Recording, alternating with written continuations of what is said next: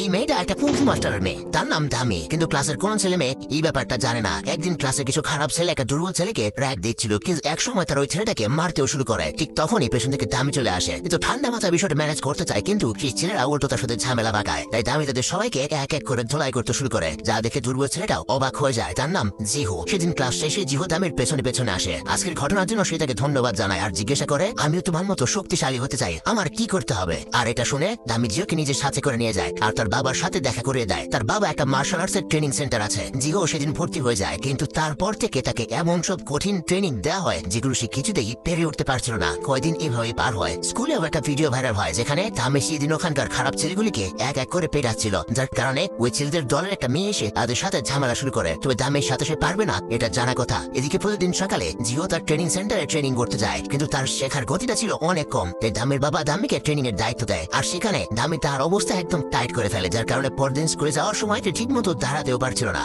এদিকে সেই স্কুলে একটা ছাত্র কমিটি ছিল, সেখানে ওই খারাপ ছেলেরা দামের বিষয়ে তাদের কাছে অভিযোগ জানায়। তাই সেখানে হানসেল নামের একটা ছেলে দামিকে ওখানে ডেকে পাঠায় আর তাদের বিচার শুনতে শুরু করে। আসলে ছাত্র কমিটির ওখানটার প্রত্যেকটা ছাত্রই সবসময় কোনো না কোনো ঝামেলায় জড়িয়ে থাকে, তারাও খারাপ কম না, কিন্তু স্কুলে সবসময় তারা নিজের রেপুটেশন বজায় রাখার চেষ্টা করে। সেখানে হানসেল নামের ছেলেটা প্রথম দেখাতেই দামিকে পছন্দ করে ফেলে, তাই সেখানে সে তাকে কিছু বলে না। এরপর মাঝে মাঝে হানসেল দূর থেকে দামিকে দেখতো। তারপর একদিন স্কুলের ছাত্র কমিটির সাথে একটা গ্যাং সদস্যের মিটিং হয়। আসলে সে কোনো এক সময় তাদের সাথে লেখাপড়া করেছে, কিন্তু বর্তমানে সে শহরের একটা গ্যাং এর মেম্বার। তবে আবারও কোনো এক কারণবশত সে স্কুলে ভর্তি হয়েছে, তাই তাকে স্বাগত জানানোর জন্যই এই পার্টির আয়োজন করা হয়েছে। কিন্তু হানসেল এই বিষয়গুলো তেমন পছন্দ করছে না, এক প্রকার পরিস্থিতির চাপে পড়েই সে দলের সাথে আছে। অপরদিকে একদিন আবারও কিছু খারাপ ছেলে জিওকে র‍্যাগ করতে আসে, কিন্তু এবার জিও মোটামুটি ভালোই মার্শাল আর্ট শিখেছে, তাদের দুজনকে সে ইচ্ছা মতো লড়াই করে দেয়। কিন্তু তখনই সেখানে সেই গ্যাং এর সদস্য ছাত্ররা এসে জিওকে মারতে শুরু করে। জিও তার সাথে আর পেরিয়ে ওঠে না, তখনই সেখানে দামিও চলে আসে আর সেই ছাত্রটাকে এমন এক কেলানে দেয় যে সে আর উঠে দাঁড়াতে পারে না। আর আজকের এই সম্পূর্ণ ঘটনা জানতে পেরে এবার হানসেল নামের সেই ছেলেটা দামির উপর একদম ফিদা হয়ে যায়। জিওকে বলে সে তার ট্রেনিং সেন্টারে ভর্তি হয়, আসলে এখানে এসেছে শুধুমাত্র দামির কারণে।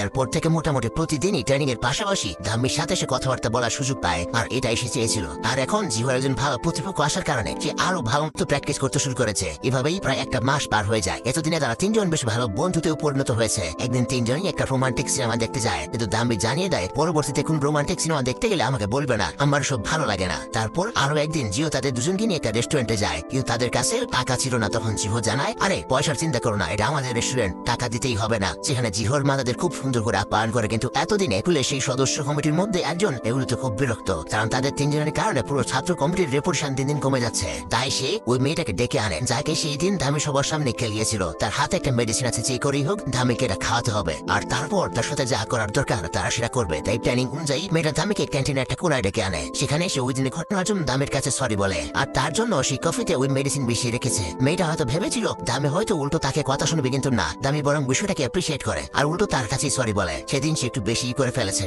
আর আজকে দামি এরকম বন্ধুসুলভ কথাবার্তা শুনে মেয়েটাও তার ভুল বুঝতে পারে। তাই যখন দামি সেই কফি খেতে যাবে তখনই সে তাকে হাটকায়, তার কারণ তাদের প্ল্যান নষ্ট হতে দেখে সেই ছেলেরা বের হয়ে আসে। ওইদিকে আবার জিহো আর হ্যান্সেলকে ওই কমিটির পোলাপানেরা ঘিরে ধরে, কিন্তু এতদিনে অনেক কিছু পরিবর্তন হয়ে গেছে। হ্যান্সেল আর জিও তাদের সবাইকে ধরে এক এক করে পেডাল শুরু করে। ওইদিকে দামি তাদের সবাইকে একদম মার্কেটে শুয়ে দেয়, আর এরপর থেকে স্কুলের প্রত্যেকেই তাদের নতুন লিডার হিসেবে এই তিনজনকেই বেছে নেয়। আর এখানেই গল্পটাও শেষ হয়ে যায়।